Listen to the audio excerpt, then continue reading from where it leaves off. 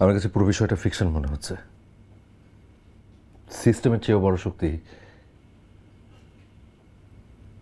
System. দেশে কত বড় বড় দুর্ঘটনা ঘটতেছে, এগুলো কি জাস্ট দুর্ঘটনা? না, জাস্ট দুর্ঘটনা না। এই যে চট্টগ্রাম পোর্টে আগুন লেগেছিল, কারণটা কি? কারণ কোনো একটা কন্টেনারে কিছু একটা ছিল। এখানে সেখানে বড় বড় আগুন লাগে, অধিকাংশ ক্ষেত্রে দেখা যায় যে আসল কারণ কিচ্ছু না, জাস্ট অন্য কারো কোনো একটা স্বার্থ ছিল।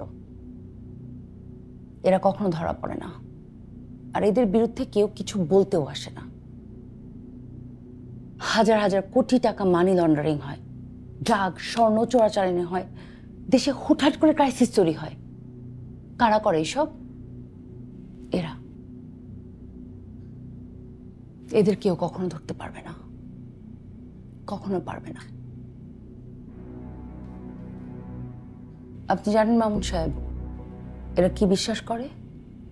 এরা বিশ্বাস করে মানুষকে স্বাধীনতা দিতেই নেই। মানুষ এটা ডিজার্ভ করে না। মানুষের মুক্ত চিন্তা সকল ক্রাইমের উৎস। এরা সরকার গড়ে, সরকার ভাঙে। আমি হুকুমতের কথা জেনে গেছিলাম বলে আমাকে কোর্টে মেরে ফেলার চেষ্টা করা হয়েছিল।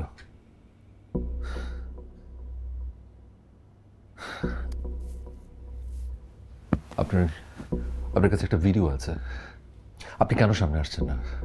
আপনি সামনে আসেন। সোফিয়া, আমার কাছে কোনো ভিডিও নেই। আমি রেকর্ড করার জন্য মোবাইল চাপ দিয়েছিলাম, কিন্তু কোনো কিছু রেকর্ড হয়নি। আমার মস্ত বড় ভুল হয়ে গেছে তানিয়ার সাথে এই সব কিছু শেয়ার করা।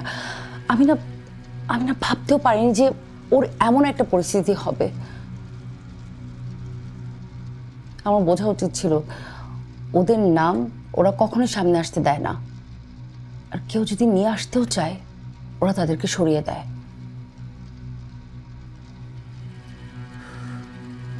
ওকে ওকে ফাইন, কোনো ভিডিও নেই। ওকে, আই আন্ডারস্ট্যান্ড, বাট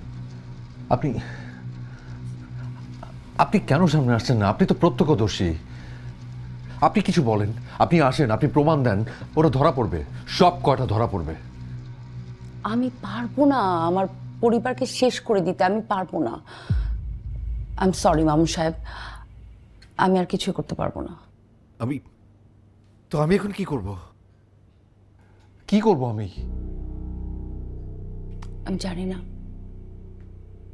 আমি আসলে জানি না আপনি কি করবেন। তবে আমি আজ ফ্লাইটে লন্ডন চলে যাব। আমি চেষ্টা করব আপনাকে দেশ ছেড়ে পালিয়ে যাওয়ার ব্যবস্থা করে দিতে। আর এখানে যাই হোক ঘটেছে তা কেউ কোনোদিন জানবে না,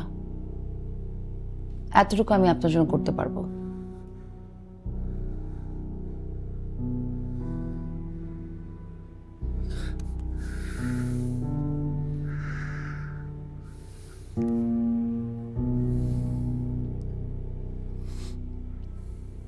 ধন্যবাদ।